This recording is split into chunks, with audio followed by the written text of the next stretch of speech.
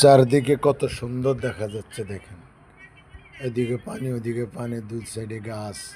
একজন গাছের উপর বান্দরের মতো লটকাইতেছে দেন, আরেকজন নিচে কেওড়া খুঁজতেছে, কেওড়া কেওড়া খুঁজতেছে, জমা করতেছে, কেওড়া খুঁজে খুঁজে নৌকাতে ডালতেছে। এই যে দেখেন, নৌকার ভিতরে দিতেছে গাছের উপর দিয়ে। এই যে নৌকার টায়ারটা দেখেন এর সাথে লেগে গেছে।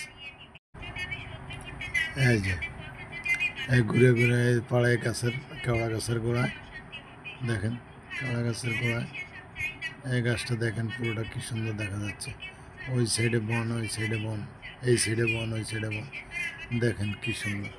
এই যে বাগিনা রাব্বি আবার এখানে খুঁজতেছে কেওড়া। এই আরেকজন নৌকার টায়ার ধরে টানতেছে।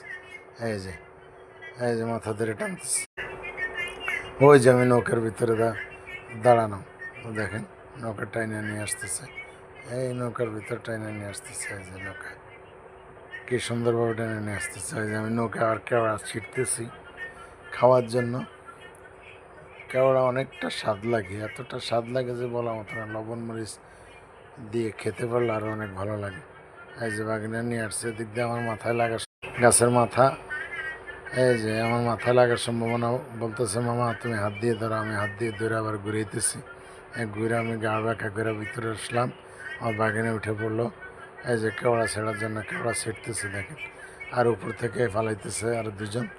দেখেন বৃষ্টিতে ভিজি ভিজি ভিজি ভিজি অন্যান্য আনন্দ করলাম, মজা করলাম, কিন্তু বৃষ্টিতে ভিজে গেছে, মাথা পুরা পানিতে ভিজে রয়েছে।